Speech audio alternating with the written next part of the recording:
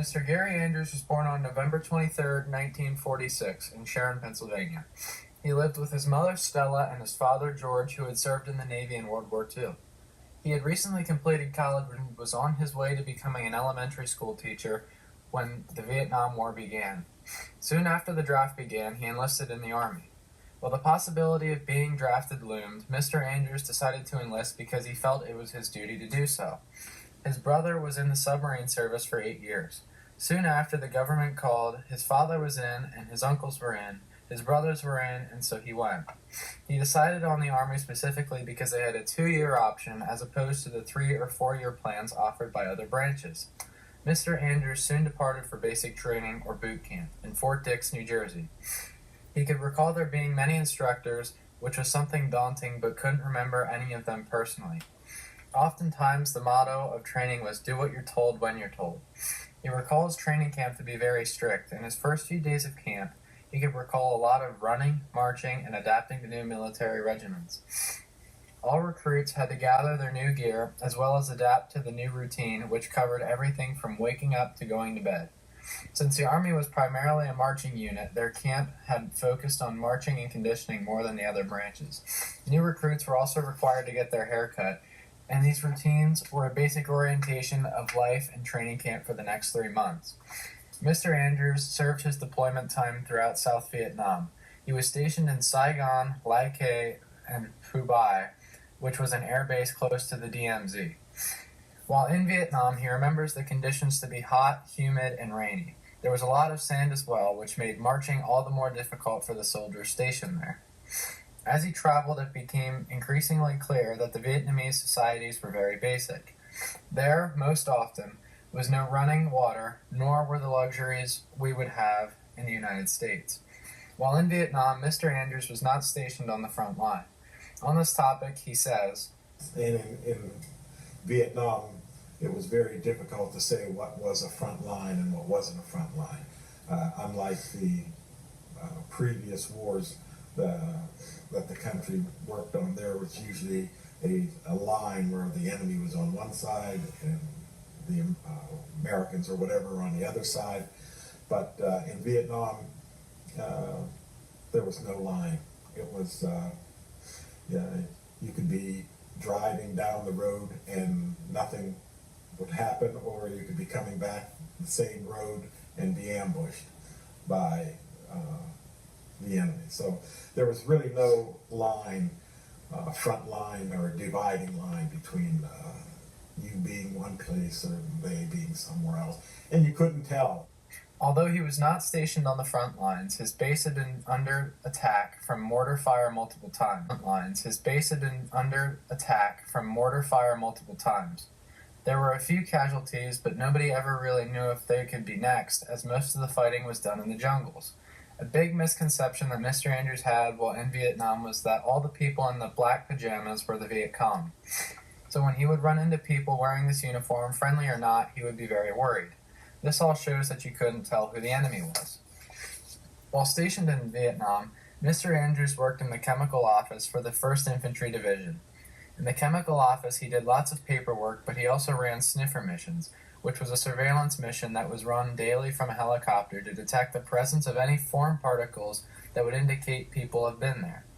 He says, the sniffer mission was, we had a big box, which was the sniffer, and we would put it on a helicopter, and we would have a air collection tube going out the side of the helicopter. It was a Huey, and there was an officer from the chemical office, and the operator running the machine, and the Huey would have 2 gunners on either side and 2 pilots, and we would fly out to certain areas that they wanted to check and see if there was any activity in that area. The machine would pick up dust particles in the air over the jungle, and if there was nobody there or nothing was going through the area, the particles in the air would be very low. But if anybody just walked through the area, or if they had a fire or any kind of activity, there would be more dust in the air. This machine would be able to determine the additional dust, and that would be an area that would be searched. He also had a military driver's license, meaning he served as transportation for officers or other high-ranking officials. With this license, he could go on supply runs or just do casual chores that needed to be done.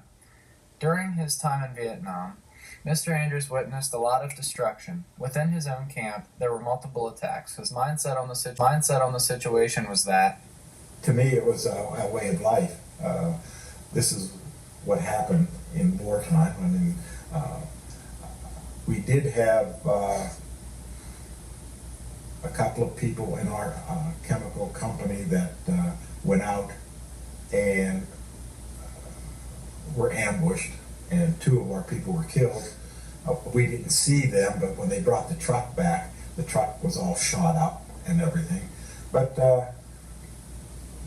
I didn't have a real problem with anything, because I went there with a mindset that this was war.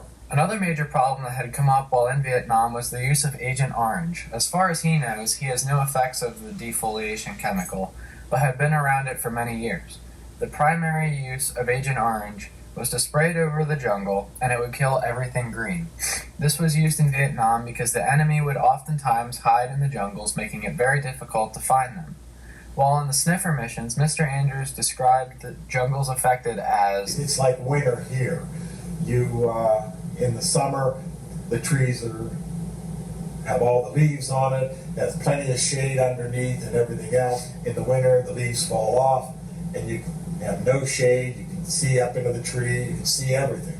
Well, and that's what Agent Orange did on a daily basis, was it defoliated everything.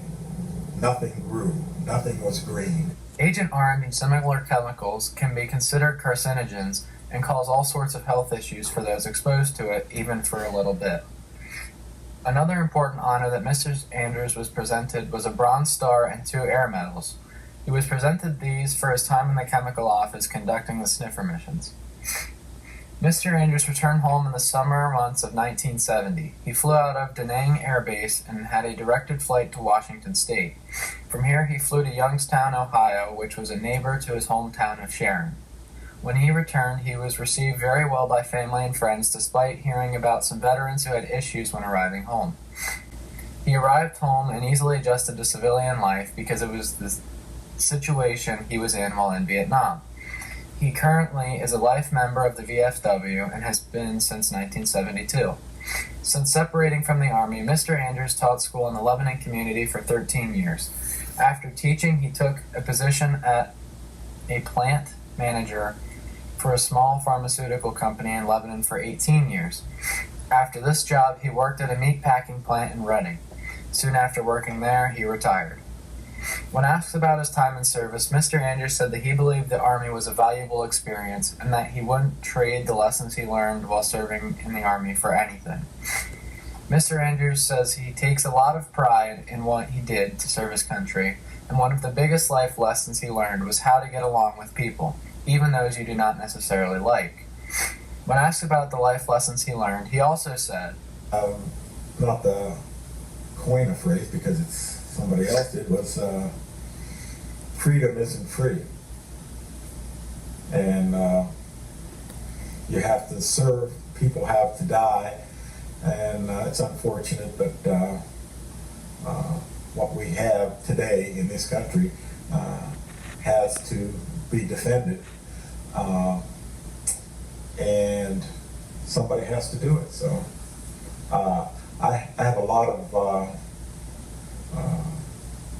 what should I say, good feeling then of the people who serve today, because it's an all volunteer service, whereas in Vietnam most of it was you were drafted, you didn't necessarily want to go, but you had to, whereas today the military in all areas are volunteer. So that is probably one of the most things that I take honor in and have people who to do that.